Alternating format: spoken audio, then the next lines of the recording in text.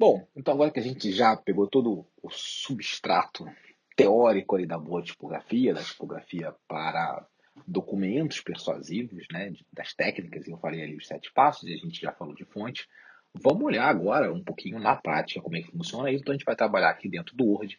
Eu vou fazer algumas alterações e dar algumas demonstrações ali. Claro que a gente não vai conseguir exaurir ali, fazer todos os detalhes, né, nesse pedaço de aulão, mas vocês vão ter uma boa ideia do que eu estou falando, tá? Uma boa ideia, e aí vocês vão ver o que tornou aquela petição lá de trás da direita, aquela petição que a gente achou melhor, aquela petição que a gente considerou mais agradável, que comunicou mais qualidades, que trouxe mais atributos positivos e trouxe uma experiência melhor para o meu leitor, trouxe para o meu leitor emoções e sensações mais agradáveis, percepções melhores, é, prendeu a atenção dele, engajou a leitura e levou a mais chances de êxito, né, de uma leitura atenta que, consequentemente, tem mais chances de êxito. Então, é basicamente isso. Se a gente tivesse um mapa de calor, né, de quem está lendo a nossa petição, a gente veria que nem toda petição tem o mesmo tempo de atenção. Então, a gente tem que segurar ela por maior tempo possível, né, o máximo de tempo que a gente conseguir. Esse que é o objetivo, e isso vai passar pela boa formatação. Essa é uma recapitulação aí da aula 1 para a gente começar a aula 2 já aqui no Word. Então, eu peguei aquela mesma petição lá que a gente trabalhou. Eu vou falar passo por passo, tá? Então, o primeiro passo que a gente tinha falado lá era de escolher uma boa fonte, né? E aqui, propositalmente, eu estou utilizando a Courier New, né? Vocês veem que tem um documento aqui com 9 páginas. Vou reduzir aqui, ó, com 9 páginas. Deixa eu aumentar um pouquinho. 9 páginas. E eu vou mostrar para vocês só como de trocar essa fonte por uma fonte. A gente pode escolher uma fonte com serifa ou sem serifa, tá? Não tem problema. Aqui eu vou escolher uma fonte, a mesma que eu usei lá na apresentação, né? A Georgia, né? Pode ser a Georgia. Tá? Que deve ter aí praticamente todos os processadores de texto. Só isso, ela reduziu, ela estava com 9 cheia, né? Aqui ela foi agora para 8, sendo que a oitava aqui tem só o iníciozinho. Né? Então a gente teve mais ou menos uns 20%. É claro que isso tem a ver com muitos outros aspectos também, tá? Ele acabou alterando aqui com isso os espaçamentos e tudo. Eu teria que fazer tudo para conseguir, todas as alterações para conseguir aquela redução que eu falei de 30 a 40. Mas só de fazer isso, a aparência do meu texto já melhorou, tá? Ela já me dá muito mais agradável. Vamos voltar lá para a primeira página, tá?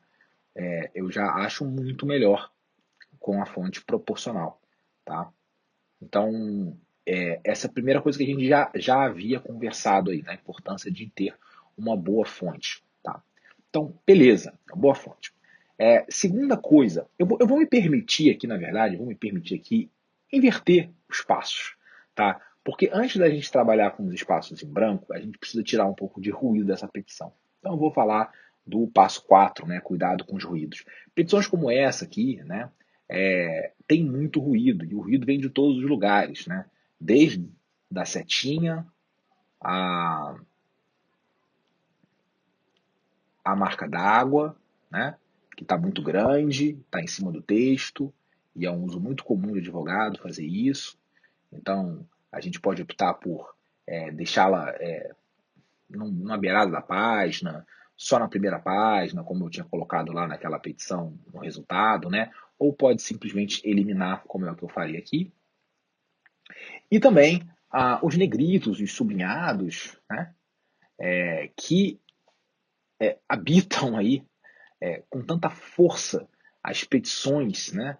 Os fundos. Então aqui eu estou fazendo trabalho de tirar ruído para a gente trazer um pouco, tá, o real, tudo mais, trazer um pouco aqui de limpeza para essa petição, dar uma aparência mais limpa para ela, tá? Os destaques vêm depois. Outra coisa aqui que está muito ruim é esse rodapé, né? Não criem rodapés com esse bololô de texto, né? Ou não usem rodapé e usem só na primeira página, ou criem uma arte, peçam para um designer fazer, ou criem no Canva uma arte, ou use uma coisa mais simples, remete só ao site, coloca um endereço, faz uma coisa pequena, 2 linhas, não 4 linhas, uma em cima da outra, com sublinhado ainda por cima no rodapé, sabe? Realmente aqui é um rodapé muito, muito infeliz, né? Muito infeliz. Então, para todos os efeitos aqui da nossa aula, eu vou tirar. Vocês podem optar por deixar sem ou deixar um rodapé mais delicado, mais sucinto, né? Mais leve. Então, a gente já alcançou aqui uma petição com uma fonte melhor e mais limpa. Então, a gente já trabalhou aí com o passo 1 da fonte, que a gente já tinha falado, e com o passo 4 do cuidado com os ruídos, né? E, inclusive, eu gostaria de falar do paradoxo do destaque, né? O paradoxo do destaque é o seguinte: vocês viram que essa primeira página estava muito manchada, né? Ela estava com várias marcas aqui, enfim, vários negritos, vários sublinhados aqui. Então, quando a gente começa a destacar muita coisa, a verdade é que nada fica destacado, né? Porque o destaque ele nada mais é do que um contraste, né? Do que a diferença. O destaque é a diferença. Então, só para citar um exemplo aqui para mostrar, né? Se eu quiser destacar aqui alguma coisa, por exemplo, tem um vermelho aqui também, né? Que eu preciso tirar. Mas se eu quisesse destacar alguma coisa aqui, eu poderia só botar aqui, por exemplo, revisão da RMI até a vida inteira aqui, né? E aí eu vou botar um negrito. E vocês vão perceber como há um contraste bem grande na página. Se a página está toda limpa, o que eu destaquei passa a sobressair, né? Passa a ter um efeito realmente marcante. Então, assim, se eu quiser também aqui criar aqui nessas informações, né?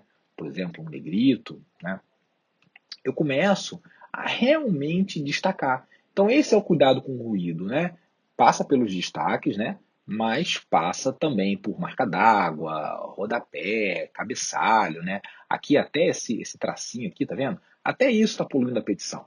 É desnecessário, tá? É desnecessário, tem muita coisa. Então, primeiro é um trabalho, a tipografia eu costumo falar muitas vezes, é um trabalho de subtração. Subtração.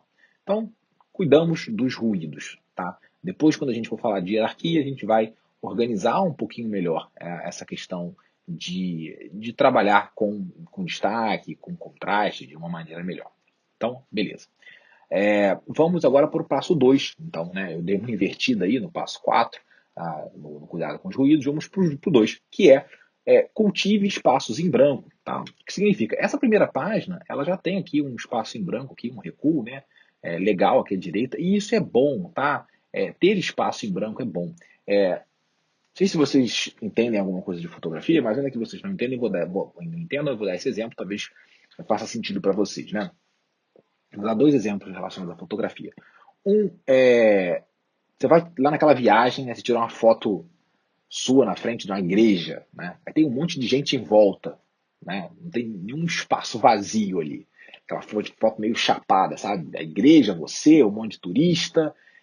Aí você vê uma foto profissional, tem aquele elemento no meio, né? Um elemento de destaque e a igreja ali geralmente não tem mais ninguém, porque foi tirado numa outra hora, então, e dá um outro aspecto. Em fotos profissionais, em trabalhos profissionais dessa maneira, uma das coisas que causa essa impressão é exatamente o que a gente chama de uma espécie de uma margem, né? É você ter um certo vazio que você consiga valorizar o teu elemento principal e jogar o foco de quem está olhando para a fotografia para o meio da fotografia.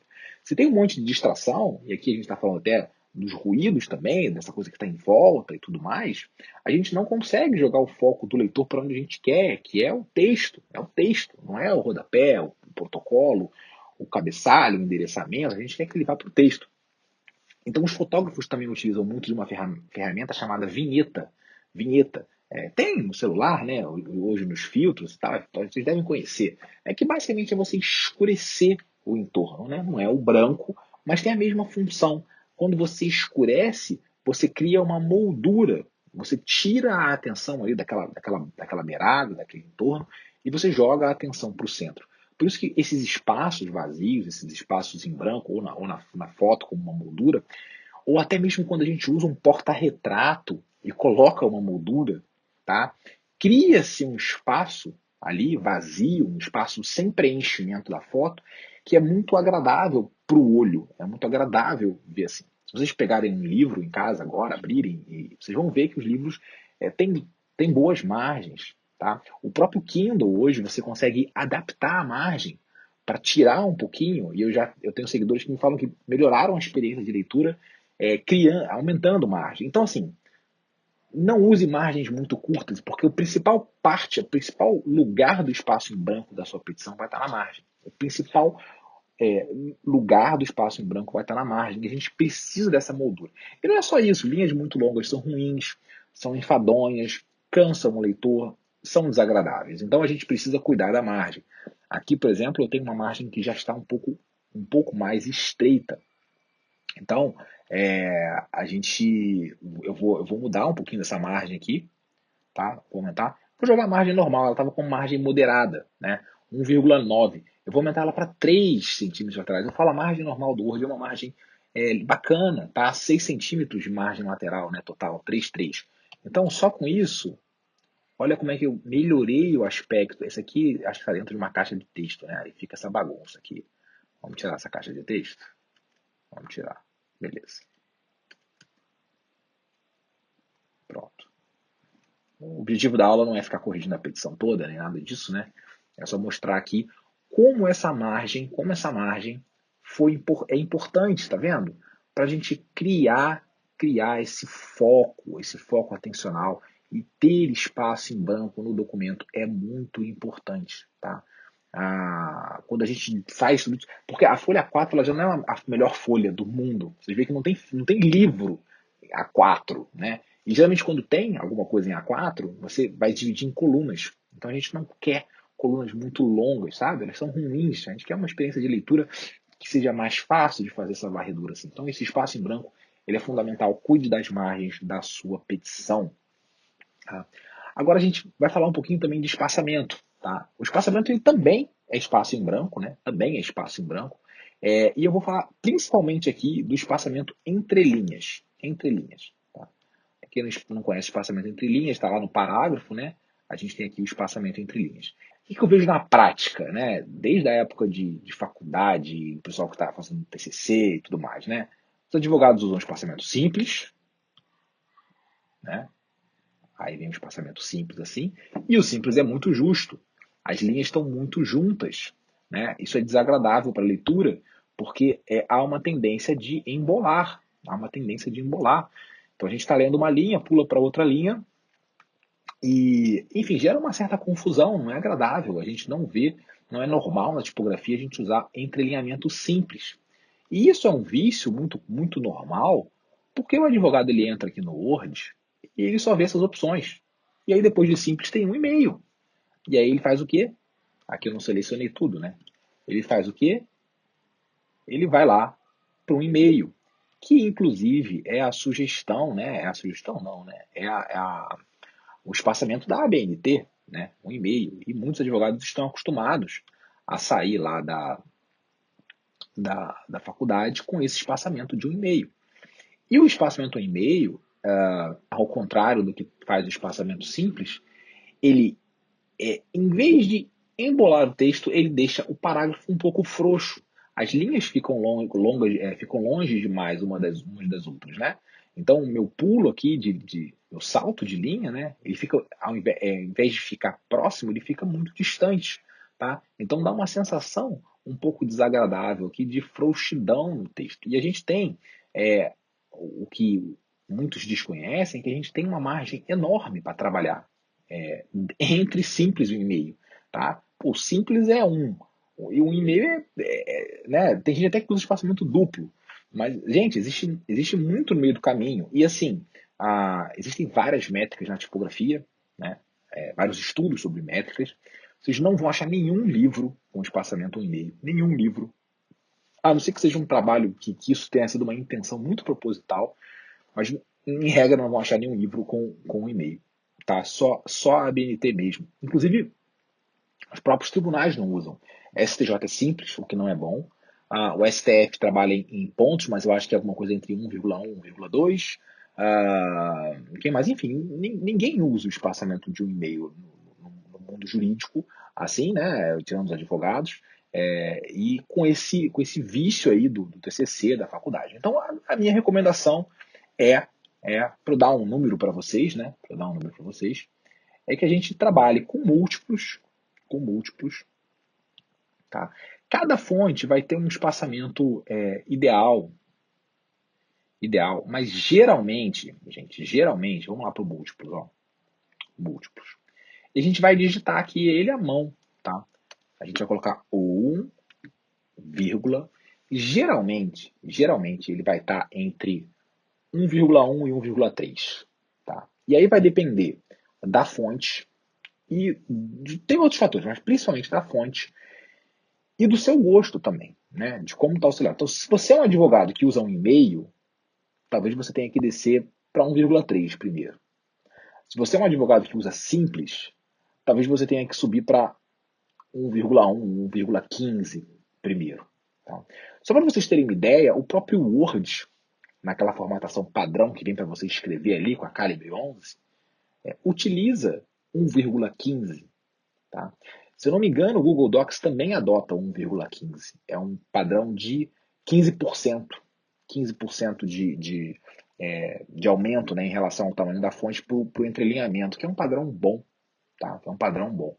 Então eu recomendo ficar por aí. Então aqui, por exemplo, como eu falei 1,1 a 1,3, eu vou usar 1,2. Vamos ver como é que vai ficar. Tá?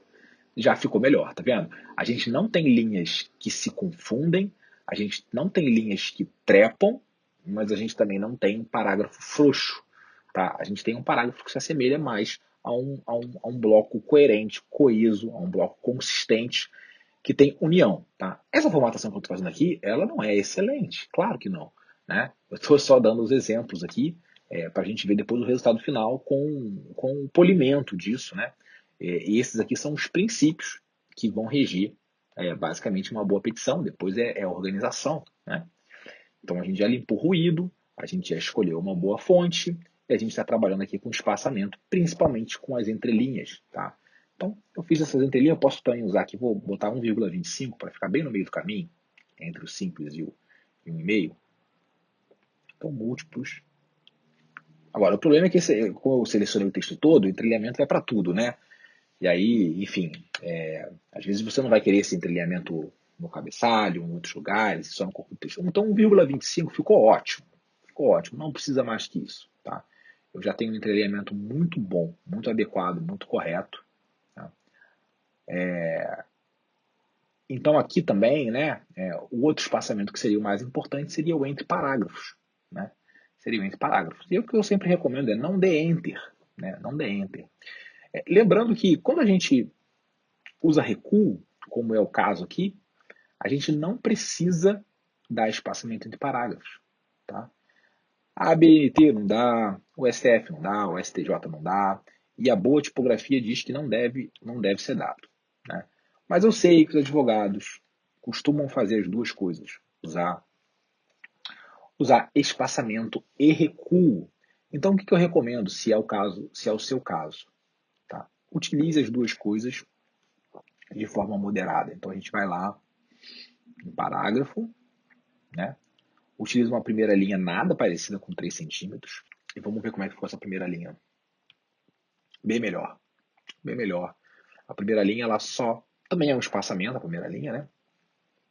E ela só serve para marcar o início de um novo parágrafo. Então, se o advogado, além disso, quiser usar um espaçamento entre parágrafos, a minha recomendação é que o espaçamento também seja pequeno. Como, por exemplo, um espaçamento de 6 pontos, 4 pontos, até 4 aqui. E pronto, ficou bem legal. Tá? Como eu falei, não é necessário, alguns autores mais xiitas da tipografia dizem que é inclusive errado usar os dois, mas se você usa de uma forma muito sutil assim, não fica tão grave. Tá? A outra opção seria tirar o recuo e aumentar o espaçamento. Também seria uma opção. Então aqui a gente já está cuidando dos nossos espaçamentos e vai ficando bem melhor a petição. Eu vou até tirar essa nota de rodapé aqui, só para a gente ter mais limpeza ainda e clareza aqui no nosso texto. Bom, então a gente já, recapitulando, a gente já entendeu a tipografia, a gente já escolheu uma boa fonte, a gente já cuidou dos ruídos, a gente já começou a cultivar espaços em branco e a gente já trabalhou aí com espaçamentos adequados, especialmente com as entrelinhas, tá? Que são aí as coisas mais importantes. Então a gente vai agora para o uso da hierarquia, use e abuse da hierarquia. Júlio, o que é isso? O que é hierarquia? Eu vou mostrar para vocês. O que acontece é que eu fiz essa petição, eu limpei ela, né? A gente arrumou ela aqui. Então, reparem muito na formatação, porque a ideia aqui só para mostrar, né? Não é para a gente ficar neurótico, até porque essa petição está cheia de erros de formatação, e aí é mais difícil de trabalhar, né? Então, deve estar aqui com um recuo de primeira linha muito grande, né? Tá vendo? É cheio de coisa assim. Então. Mas eu vou mostrar o que é a hierarquia. Quando eu trabalho com a petição e limpo ela toda assim, né, como eu fiz aqui, ela acaba ficando um pouco monótona. Ela acaba ficando um pouco monótona, já que também tudo parece ser a mesma coisa, né? Assim, caramba, né? Agora ficou um texto meio que tipo parecendo uma bula de remédio, né? Tudo tá igual, né? É, nos livros, até a gente pode encontrar um pouco mais assim, mas os livros eles não precisam persuadir, né, tanto. Você está interessado na leitura, né? Você que buscou o livro para ler. Então, os destaques e as coisas são realmente muito sutis. Numa petição, a gente precisa trabalhar um pouquinho mais com isso, porque a hierarquia ela vai dar dinâmica à petição, ela vai dar navegabilidade à petição também, tá? Principalmente. Então, como é que a gente vai dar essa hierarquia? Utilizando basicamente tamanho de fonte, peso de fonte, como negrito, o uso do versalete, né, que tem aqui também no campo de fonte, né, que é uma espécie de mini maiúsculas. E então a gente pode começar a ordenar os nossos pedaços de texto em grupos diferentes. Então, por exemplo, eu posso criar um cabeçalho aqui um pouquinho mais pesado, em versalete, né, num tamanho 15 ou 16. Né? Aqui nesse meu resumo, vou melhorar um pouco o recuo dele, que está muito grande, né? Para ficar um pouquinho melhor. Pronto, assim, né? Então ele já tem aqui um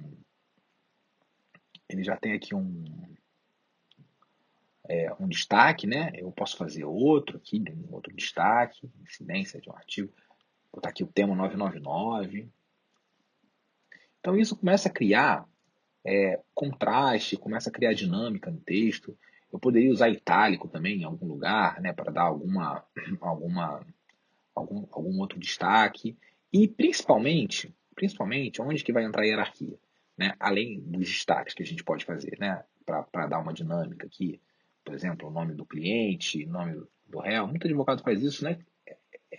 Não é que seja mandatório, né? Mas eu não tenho a mesma destreza no notebook que no mouse. Não é que seja mandatório, né? Mas é legal para você identificar rápido as partes, né? Então, beleza, pode ser assim. E aí você começa, quando você passa o olho, quando você varre o olho, você começa a identificar alguns elementos, né? Com esse contraste, com essa hierarquia, né? Onde mais a gente usa hierarquia? Títulos e subtítulos. Então, assim, a gente não vai usar só o maiúsculo, às vezes, que o advogado usa, né? A gente pode colocar um pouco mais não muito, mas um pouco mais de tamanho. Ele pode ser até minúsculo. Eu, às vezes, utilizo o cabeçalho, o tópico em minúsculos, tá? Com a primeira só maiúscula, aqui tá com as duas, mas vamos deixar assim. E deixar um tamanho maior, também fica legal. O importante é que tenha essa hierarquia. Tá? E aí a gente pode partir para um subtítulo.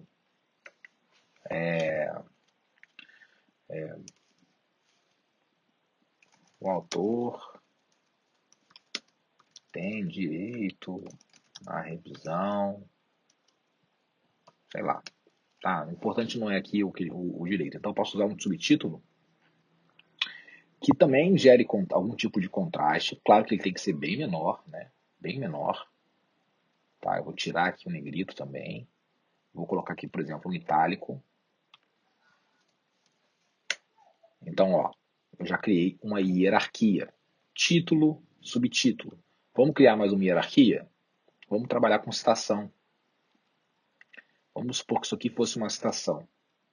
Tá? O que a gente vai fazer? A gente vai tirar o recuo de primeira linha. E a gente vai criar o recuo aqui à esquerda. Tá? Então tem uma citação. E aí, olha, que citação ruim. Não tem hierarquia. Muito advogado às vezes faz isso. Tá? Eu vou abrir um espaço aqui com Enter, que não é o correto, não façam isso, mas só para mostrar.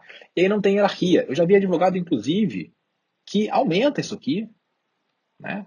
Ou utiliza negrito, assim, né?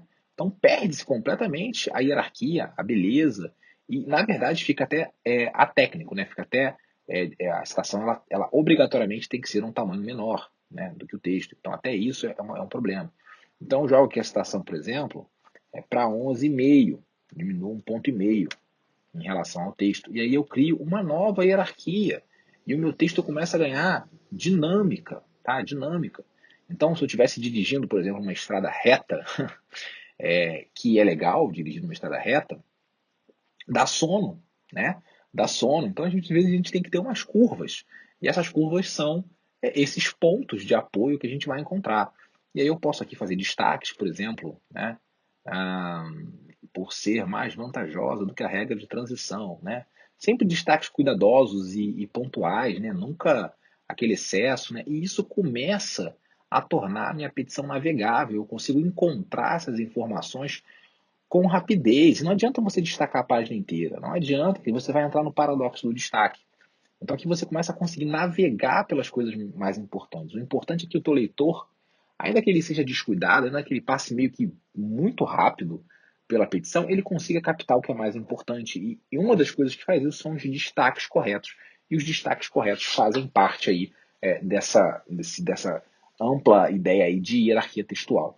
E a navegabilidade nada mais é do que isso. Se eu estiver rolando a petição e eu tiver vários pontos de apoio, que são tópicos, subtópicos, pedidos, destaques, citações, eu as encontro rapidamente, tá? Se eu quiser colocar um outro subtópico no meio da petição, eu vou encontrar esse subtópico com facilidade, porque eu sei que ele é um itálico, ele está diferente do restante do texto, tá? Aqui, na citação, eu poderia usar um itálico também para destacar, né? Então, ela passou a receber o benefício tal, aí eu pego um trecho aqui, e destaco assim em itálico, né? Vamos dar aqui Ctrl I para facilitar, né?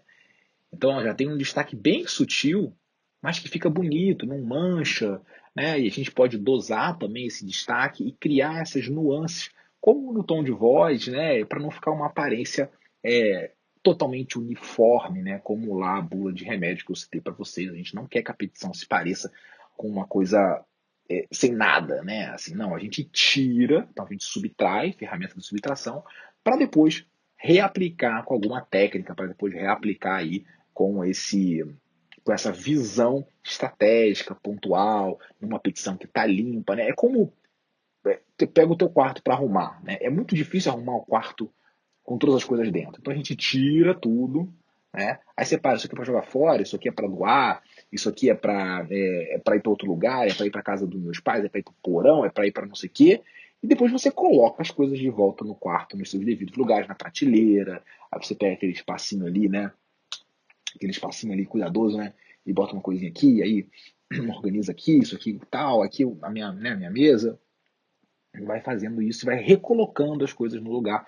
Que se você tivesse que trabalhar com tudo junto aí, você não conseguiria. Aquele quarto ali de criança, um monte de coisa. Não, tira aqueles brinquedos ali, vamos doar para caridade, vamos jogar coisa fora, vamos guardar em caixas grandes, organizadoras, e depois a gente vai colocar cada coisa no seu lugar, cada coisa com a tua função, né, pensando nisso. Então hoje que as pessoas falam muito em legal design, em visual law, na verdade o que a gente precisa pensar, né, é muito simples, é nessa experiência do usuário, em como fazer o texto ficar agradável para leitura, fácil de ler, fácil de se encontrar. E aí entram os últimos dois pontos aí da nossa segunda aula, que faça resumos. Então, eu até tenho um spoiler aqui da outra petição, que é o faça resumos.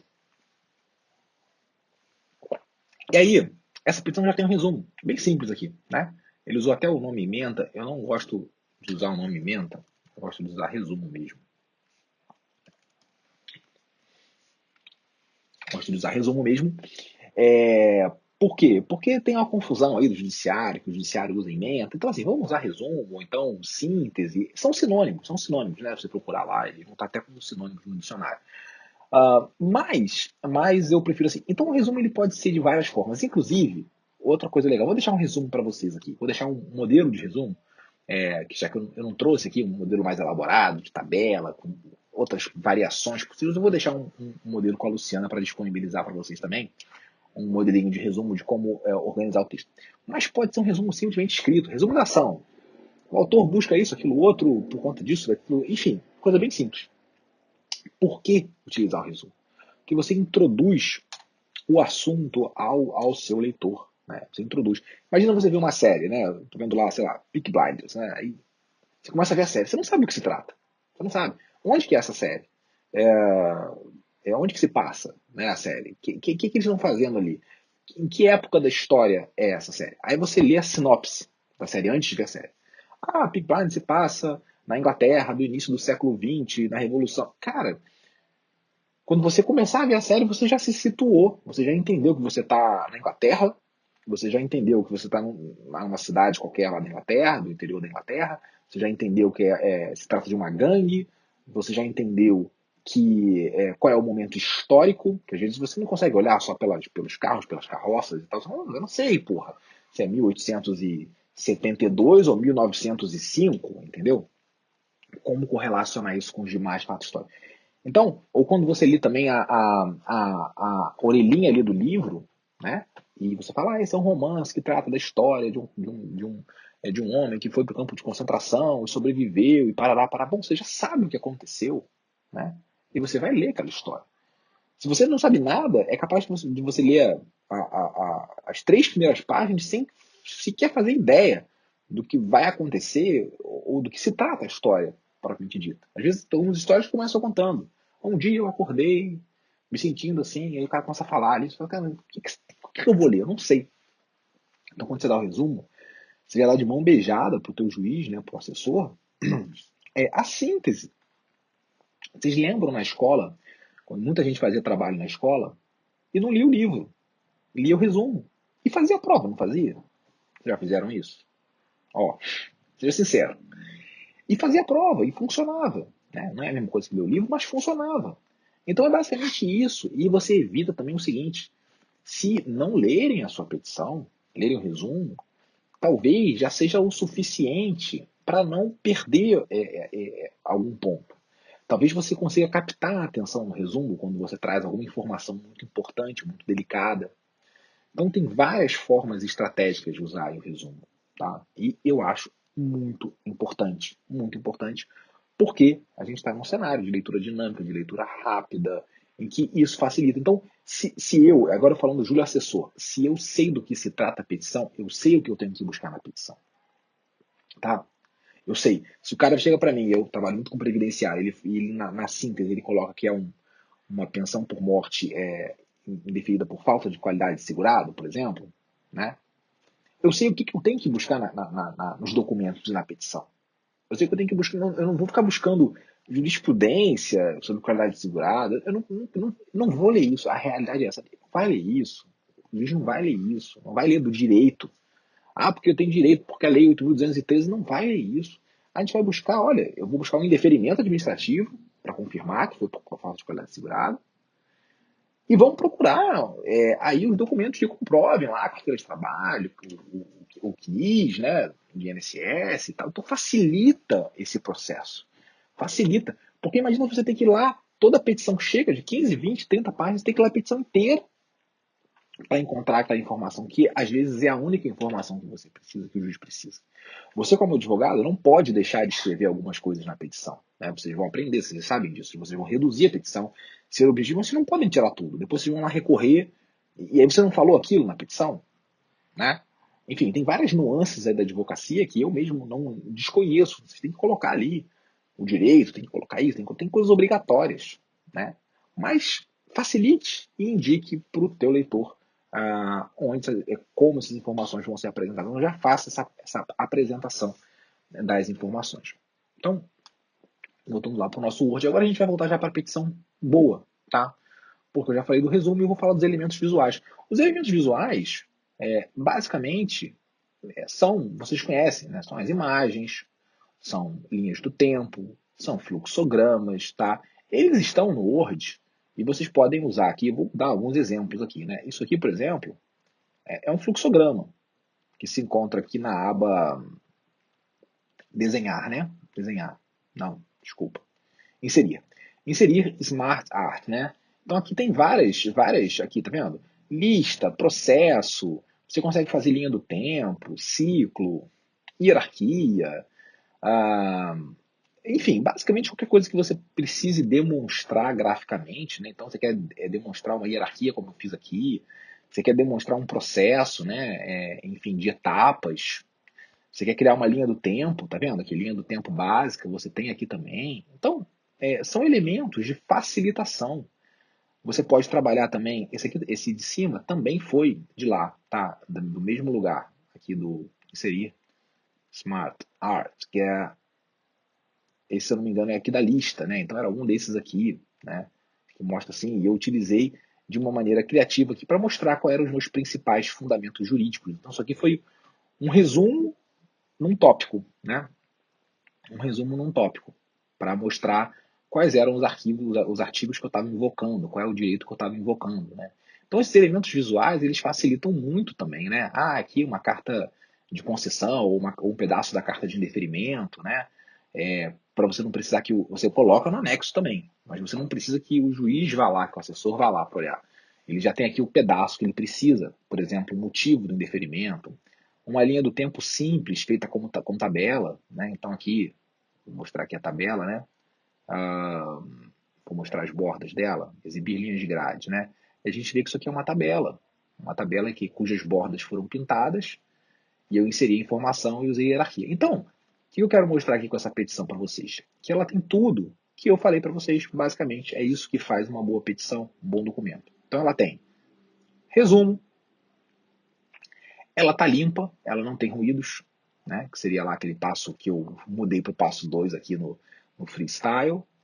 Ah, ela tem espaços em branco, tá vendo? Boas margens, bem abundantes, ó. Ó como tem espaço em branco embaixo, olha. Olha como tem espaço em branco aqui nesse cabeçalho, que eu reduzi. Olha como tem espaço em branco aqui nesse rodapé, na margem. Então ela tem muito espaço em branco, ela facilita muito o foco atencional.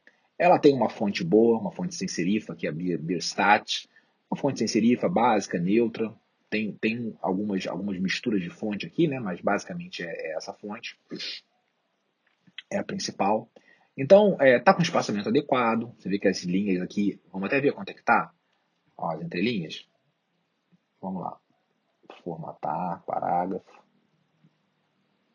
1,3. Não está dentro daquela margem. Para essa fonte aqui eu achei que ficou bom ter um espaço assim maior. Então está dentro daquela margem que eu sugiro para vocês. Então tem também espaços adequados, tem um espaçamento entre parágrafos adequado, sem a utilização do recuo de primeira linha, né? Tem muita hierarquia, olha como tem hierarquia aqui nesse tópico, tá facilitando a navegação. Olha como tem hierarquia aqui no fluxograma.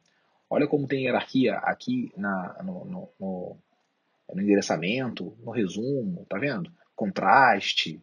Então aqui também usei de novo, aqui na ação, eu dividi aqui em duas frases, né? Então tem muito contraste. Então eu usei muita hierarquia aqui, né? Tem o resumo, que a gente já falou, né? Que seria o passo 6 e os elementos visuais, que foi o último passo que a gente trouxe. Então tem imagem, tem linha do tempo, tá? Tem aqui, isso aqui é uma espécie de uma lista, né? Uma lista na horizontal, não é um fluxo, não é um processo. Um organograma em hierarquia, uma tabela também aqui, né? A navegabilidade, o encontro fácil aqui também, um, um destaque aqui em forma de forma, né? Um cinzinho aqui para conferir um destaque, uma navegabilidade à peça também. E tudo fácil de achar. Olha quanto contraste, quanto dinâmica. Então, basicamente isso. Eu dissequei aqui para vocês uma boa petição. Disse os principais princípios, né? Os princípios. E espero que vocês tenham feito um bom proveito dessa aula, tá?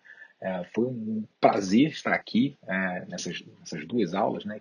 Que foi dividida, para conseguir ficar mais agradável. E é isso, pessoal. Qualquer dúvida, eu estou lá no Instagram, @tipografia jurídica. Vocês podem me chamar por lá, fazer pergunta na caixinha, mandar direct também, que eu respondo, tá? Principalmente na caixinha, o direct hoje em dia está sendo muito difícil de acompanhar, especialmente para dúvida. E a caixinha é bom também que a dúvida de vocês pode ser a dúvida de outras pessoas. E vai ter o e-book aí, o quadro resumo para vocês também usarem. E já tem muito material lá também, né? Então vocês podem se inscrever no canal do Telegram, tem alguns modelos gratuitos para vocês baixarem. Eu vou deixar tudo aí anotadinho com a Luciana para ela passar para vocês, caso vocês não sejam seguidores da página ainda. E sigam a página para mais dicas, para mais informações, tá? Espero que vocês tenham gostado aí, que vocês já consigam aplicar, tá? Porque entender os princípios muitas vezes é mais importante do que entender as métricas, né? Entender os princípios. É igual direito. Lei todo mundo sabe. Você pegou ali, você leu, você decorou. Qualquer um sabe uma lei, qualquer pessoa sabe uma lei. Você não precisa fazer 5 anos de faculdade para saber uma lei. Agora, para interpretar um conjunto normativo, para fazer uma interpretação sistemática, etc., você precisa de algo a mais. Então, esses princípios aqui vão tornar a petição muito mais agradável, muito mais persuasiva, com muito mais chances de êxito, no fim das contas, que é o que todo mundo quer, né? Ganhar e com isso também encher o bolso aí, né? Ganhar um dinheirinho e agradar o cliente, enfim, construir uma carreira sólida, sem sombra de dúvidas, tá? Então, pessoal, um abraço, um bom curso para vocês.